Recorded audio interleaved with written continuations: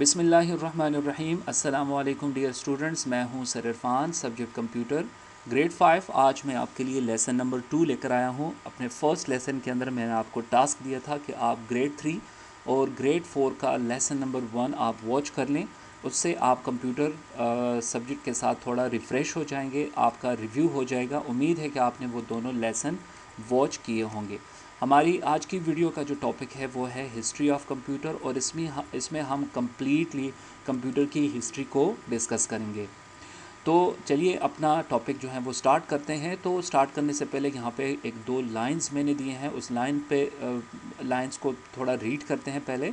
Early man use stone, sticks, finger, pebbles to count.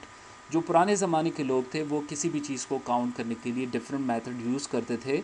कुछ लोग counting के लिए पत्थर यूज़ करते थे, कुछ लोग स्टिक्स यूज़ करते थे, कुछ लोग जो है वो फिंगर से, जिस तरह आजकल भी हम फिंगर से जो है वो कभी कभी काउंट कर लेते हैं। पिबल्स, कंकरियाँ यूज़ करते थे, छोटे छोटे पत्थर यूज़ करते थे।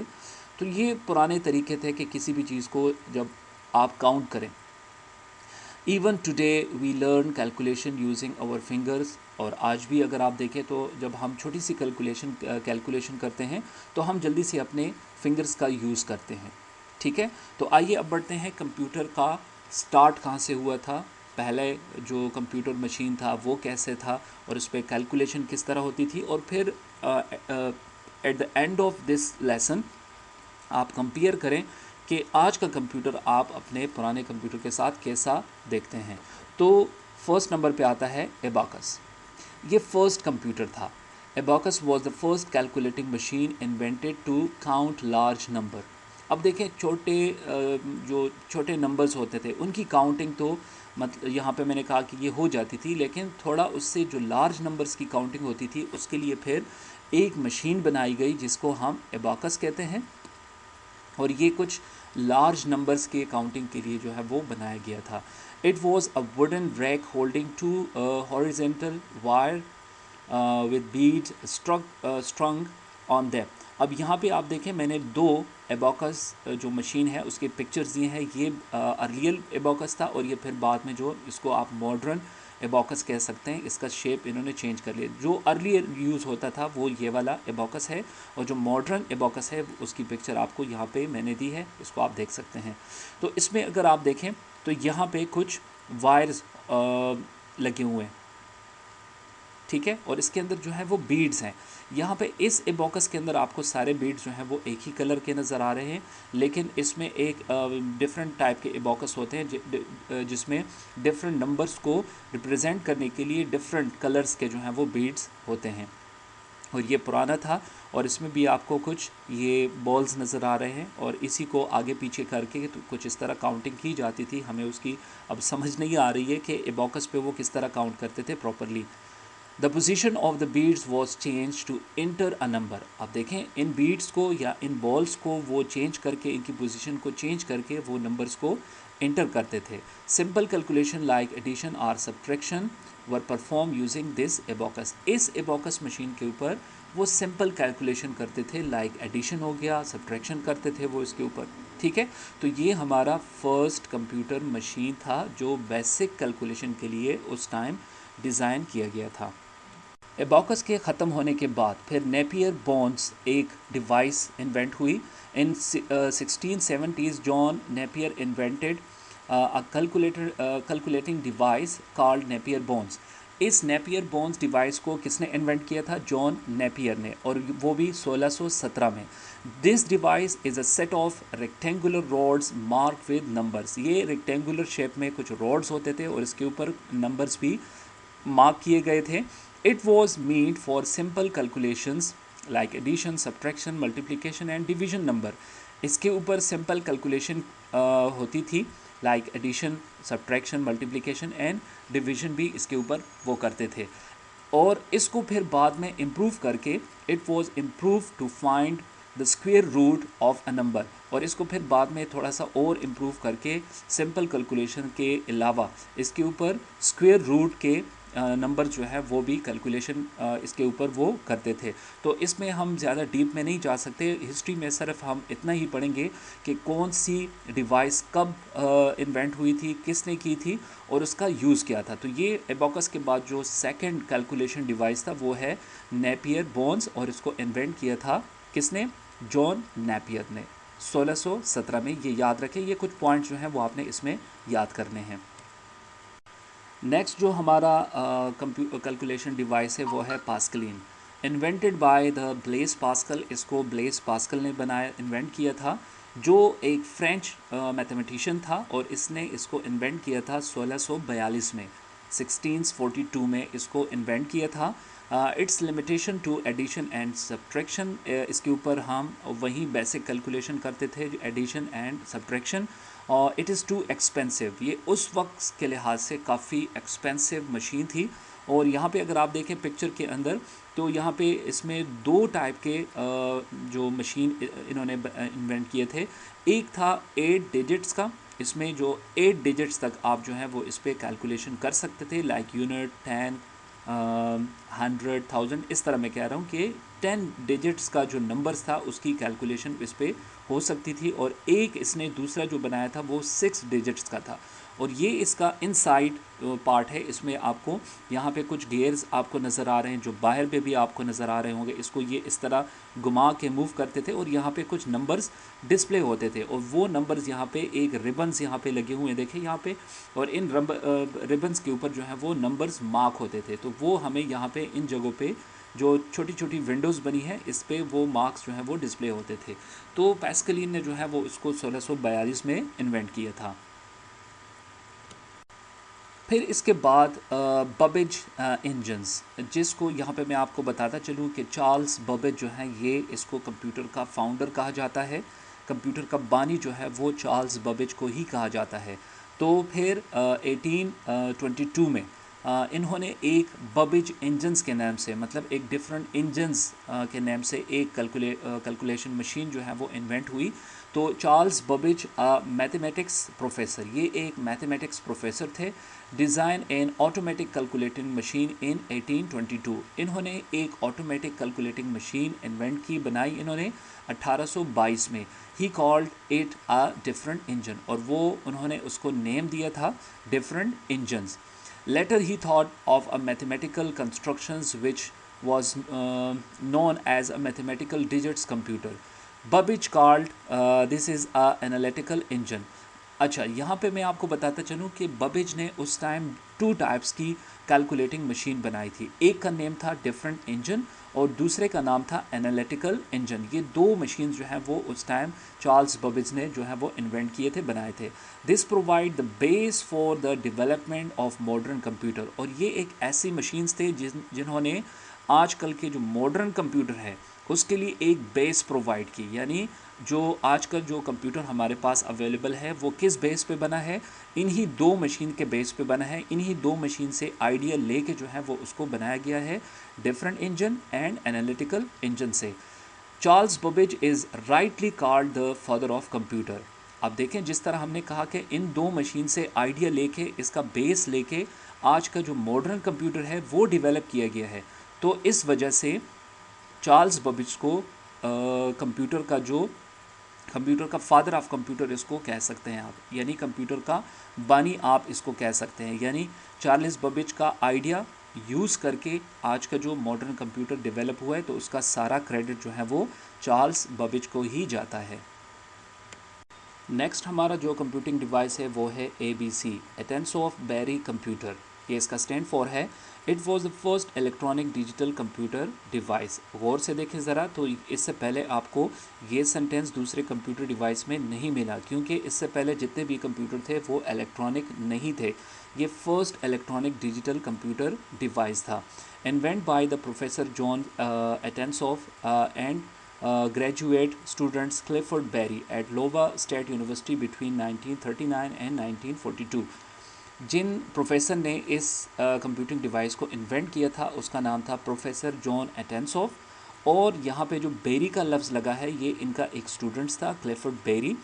इन्होंने इस कंप्यूटर में ज़ाहिर है इनका स्टूडेंट्स था, तो मिलके इन्होंने इसको डिज़ाइन किया था, बनाया था, हेल्प आउट किया होगा स्टूडेंट्स और प्रोफेसर दोनों ने मिलकर इसको बनाया था।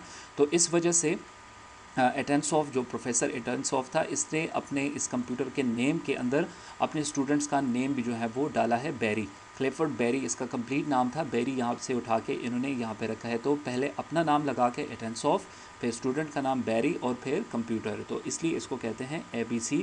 और ये इस वक्त का बहुत ही इम्पोर्टेंट और बहुत ही फेमस कंप्यूटर था, क्योंकि ये फर्स्ट इलेक्ट्रॉनिक डिजिटल कंप्यूटर था। हमारा जो अगला कंप्यूटिंग डिवाइस है वो है हार्वर्ड मार्क 1। इसको मार्क 1 कंप्यूटर भी कहा जाता था और इसको एक दूसरे नेम से भी उस वक्त जाना जाता था, और वो है IBM, also known as IBM automatic sequence controlled calculator. ये इसका सेकंड नेम था, यानी मार्क 1 को इस नेम से भी उस वक्त जाना जाता था। Invented by the Harvard H. Aiken in 1943। Harvard ने इसको 1993 में इन्वेंट किया था। द फर्स्ट इलेक्ट्रोमैकेनिकल कंप्यूटर, ये फर्स्ट इलेक्ट्रॉनिक मैकेनिकल कंप्यूटर था। It was based on the punch card. अब पंच कार्ड के बारे में मैं किसी दिन आपको मैं समझा दूंगा कि पंच कार्ड किस तरह होते हैं। मुझे पिक्चर प्रॉपरली नहीं मिली, लेकिन इसका जो बेस था वो पंच कार्ड था। कुछ कार्ड ऐसे होते थे और उसके ऊपर जो है वो एक प्रिंट सी होती थी, उसको पंच कार्ड ये कहते थे, और उसका यूज़ जो है वो इस कंप्यूटर में किया गया था। ये कंप्यूटर एक मॉन्स्टर की तरह था। मॉन्स्टर मीन एक बहुत बड़ी एक बला सी थी। क्यों? इससे आप यहाँ से अंदाज़ा लगाएं, 50 feets long and 8 feet height. अब देखें इसकी जो, ये देखें कितना लॉन्ग है, तो ये 50 फीट्स लॉन्ग है। 50 फीट्स मीन के अगर आप 3 रूम्स को कंबाइन करें तो इतना ये लंबा था। मीन के इस कंप्यूटर को रखने के लिए इतनी बड़ी जगह की ज़रूरत थी हमारे लिए। और इसका जो हाइट था हमारे पास वो है 8 फीट हाइट इसकी थी। और अगर थोड़ी सी इन्फॉर्मेशन यहाँ पे मैं इसके बारे में और आपको दे दूँ, इसका कम्प्लीटली एक एयर कंडीशन रूम हुआ करता था, क्योंकि जिस तरह आजकल आप कंप्यूटर के अंदर देखें प्रोसेसर होता है, प्रोसेसर के ऊपर एक छोटा सा फ़ैन लगा होता है। वो क्यों लगा होता है? इसलिए कि प्रोसेसर जब आप कंप्यूटर यूज़ करते हैं तो कंप्यूटर प्रोसेसर जो है वो वार्म होता है, गर्म होता है, तो उसके ऊपर जो छोटा फ़ैन लगा होता है वो उसको कूल रखता है। इसी वजह से इसको कम्प्लीटली एक एयर कंडीशन रूम में रखा जाता था। और इसमें जितनी वायर यूज़ हुई थी, अगर वो वायर आप एक दूसरे के साथ कनेक्ट करके एक बहुत बड़ी वायर आप उससे बना लें, तो उसकी लेंथ आपको पता है कितनी होगी? About 500 kilometre. यानी उस वायर को आप यहाँ KPK से पकड़ के लाहौर तक, इतनी बड़ी वायर जो है वो इसके अंदर यूज़ हुई थी। और इसके लिए जो इलेक्ट्रिसिटी दरकार थी, यानी कितनी बिजली से ये चलता था, तो उसका एग्ज़ाम्पल मैं इस तरह देख सकता हूँ कि आपके घर मोहल्ले में अगर आप देखें तो एक ट्रांसफार्मर लगा होता है जो तकरीबन आपके मोहल्ले में 200-300 घरों को जो है वो इलेक्ट्रिसिटी प्रोवाइड करता है। उसके सारे कनेक्शन उसके साथ लगे होते हैं। तो इस कंप्यूटर को उतनी ही इलेक्ट्रिसिटी सिर्फ इस एक कंप्यूटर को उस टाइम दरकार थी। तो ये काफ़ी एक्सपेंसिव था। और दूसरी बात ये कि अगर आप इसको देखें तो ये कितना बड़ा था, 50 feets long and 8 feet height, mean के पूरा एक घर था, एक घर जितना बड़ा कंप्यूटर था। तो ये हमारे पास जो कंप्यूटर है इसका नेम था मार्क 1, और इसका जो सेकंड नेम था इसका IBM automatic sequence control calculator, और इसको हार्वर्ड ने इन्वेंट किया था 1943 में। और ये फर्स्ट इलेक्ट्रोमैकेनिकल कंप्यूटर। तो आपने इसमें हिस्ट्री ऑफ कंप्यूटर में जितने भी कंप्यूटिंग डिवाइस हम डिस्कस कर रहे हैं उसमें आपने सिर्फ उन साइंटिस्ट के नेम याद रखने होते हैं। उन्होंने जो कंप्यूटर इन्वेंट किया था उसका नेम आपने याद करना होता है, कब इन्वेंट किया था और वो किस टाइप का कंप्यूटर था। ओके, चले बढ़ते हैं अपने नेक्स्ट कंप्यूटिंग डिवाइस की तरफ। नेक्स्ट जो हमारा कंप्यूटिंग डिवाइस है वो है Z1। इसमें Z2 और Z3 भी था। द फर्स्ट प्रोग्रामेबल कंप्यूटर, ये फर्स्ट कंप्यूटर प्रोग्रामेबल मशीन था। और यानी कि ये एक ऐसा कंप्यूटर था जिसके लिए प्रोग्रामिंग ज़रूरी थी। इसमें सबसे पहले कंप्यूटर के अंदर प्रोग्राम को इंस्टॉल करना पड़ता था, इसलिए इसको कहा जाता है द फर्स्ट प्रोग्रामेबल कंप्यूटर। जिस तरह हमने आज के कंप्यूटर में हम डिफरेंट प्रोग्राम पहले इंस्टॉल करते हैं, फिर उसके ऊपर हम काम करते हैं, तो ये कंप्यूटर जो था ये फर्स्ट प्रोग्रामेबल कंप्यूटर था। और इसको किसने क्रिएट किया था? Created by the Konrad Zuse in Germany from 1936 to 1938। अब यहाँ पे देखें कुछ बुक्स में जो है वो ये जो ईयर्स हैं वो आपको डिफरेंट मिलेंगे, लेकिन यहाँ पे वो डेज़ हम मेंशन करते हैं जो मोस्टली बुक्स में जो है वो होते हैं। तो इसको क्रिएट किया था कॉनरेड ज़्यूस ने जर्मनी में, और किस सन में किया था, 1936 और टू 1938 के बीच में। To program the Z1 required that the user insert punch tape into a punch tape reader।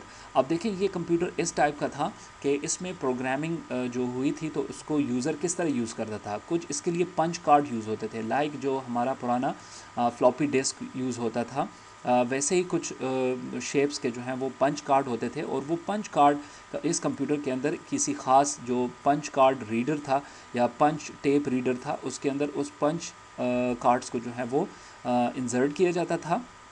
और उसके बाद क्या होता था, into a punch tape reader and all output was also generated through the punch tape.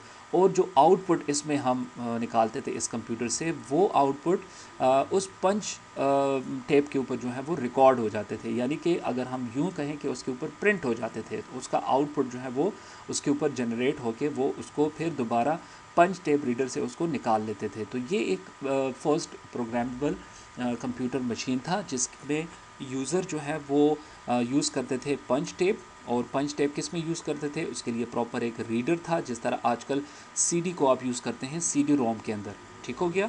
और इस पंच reader के अंदर डाल के फिर उस पर आउटपुट जनरेट करते थे, और आउटपुट जनरेट करने के बाद उस पंच टेप को निकाल लेते थे। नेक्स्ट हमारे पास है ENIAC. ENIAC stand for the electronic numerical integrated and calculator, ये इसका स्टैंड फॉर है। और इस हिस्ट्री ऑफ कंप्यूटर में इस कंप्यूटर का नाम जो है वो इनेक है। It was the first electronic general purpose computer. अब देखें, जनरल पर्पस का मतलब कुछ है special purpose. Special purpose computer वो कंप्यूटर होते हैं जिनको एक ख़ास जगह पे यूज़ किया जाता है। जिस तरह इससे पहले कहीं ज़्यादा कंप्यूटर ऐसे थे जिसका जो पर्पस था वो स्पेशल पर्पस था, यानी उसको जनरल पर्पस के लिए, आम यूज़ के लिए उसको नहीं रखा जाता था। लेकिन ये हमारे पास first electronic general purpose computer था उस टाइम जो इन्वेंट हुआ था। कंप्लीटेड इन 1946, इसको कंप्लीट किया गया था 1946 में। और इसको डेवलप किया था किसने, John Presper Eckert and John von माइकी। इन दोनों ने इस कंप्यूटर को जो है वो डेवलप किया था, बनाया था। It was made at morph school of engineering USA. और इसको कहाँ पे बनाया गया था, morph school of engineering USA में। और इसका जो मेन पर्पस था वो क्या था, it was develop for the military need. Military need के लिए इसको डेवलप किया गया था। इसका पर्पस, मेन पर्पस इसका यही था।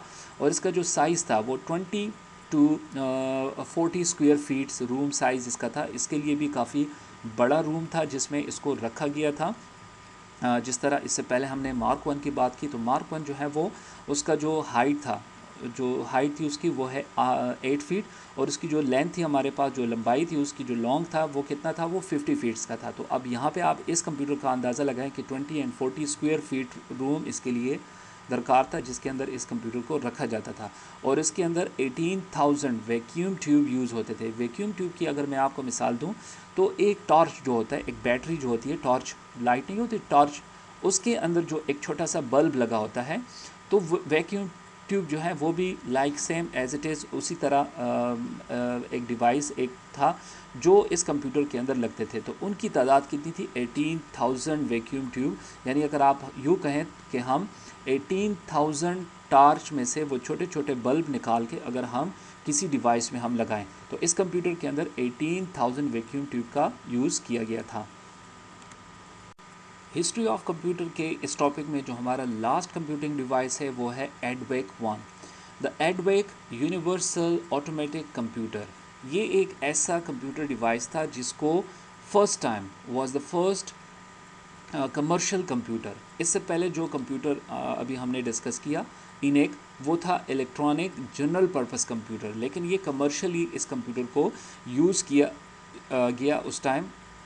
और इसको भी डिज़ाइन किया था, design by the John Presper Eckert and John माइकी, यानी जिन दो साइंटिस्ट ने इनेक को डेवलप किया था उन्होंने ही एडवेक को भी डेवलप किया था। लेकिन इसका पर्पस थोड़ा चेंज किया था उन्होंने, क्योंकि हमारे पास जो इनेक था वो electronic general purpose computer design किया था इन्होंने। और ये एडवेक जो था ये एक कमर्शियली कंप्यूटर इन्होंने डेवलप किया था उस टाइम। तो ये हमारे पास थी हिस्ट्री ऑफ कंप्यूटर। अगर मैं ये कहूँ तो ये ठीक रहेगा कि मुझे अक्सर डिफरेंट चीज़ों की हिस्ट्री से जो है वो काफ़ी चिढ़ है, काफ़ी बोरिंग मुझे लगता है कि किसी भी चीज़ की हिस्ट्री को बयान करना। लेकिन चलें, कंप्यूटर की हिस्ट्री भी काफ़ी बोरिंग थी, काफ़ी इंटरेस्टिंग भी थी, और इसमें हमने कंप्यूटर के काफ़ी जो पुराने कंप्यूटर्स थे उनके बारे में हमने पढ़ा, और उम्मीद है कि आपको इसकी समझ आई होगी। इसमें एबॉकस था, एबॉकस के बाद फिर नेपियर बोन्स, पिक्चर भी मैंने दिए हैं, आप पिक्चर से भी उसको समझ सकते हैं। फिर पास्कलिन आ गया, फिर चार्ल्स बॉबेज, इसको याद रखें, ये मॉडर्न इसमें इसको हम जो है वो फादर ऑफ कंप्यूटर भी कह सकते हैं, बल्कि कह सकते हैं क्या, हम इसको कहते हैं कि फादर ऑफ कंप्यूटर है, क्योंकि इन्हीं के कंप्यूटर जो इन्होंने डेवलप किए थे, डिफरेंट इंजन्स, एनालिटिकल इंजन, उसी का आइडिया यूज़ करके, उसी दोनों कंप्यूटर्स के बेस पे जो है वो आजकल का आपका कंप्यूटर जो आपके घर में अभी पड़ा है, जिसको आप यूज़ करते हैं, वो डेवलप हुआ है।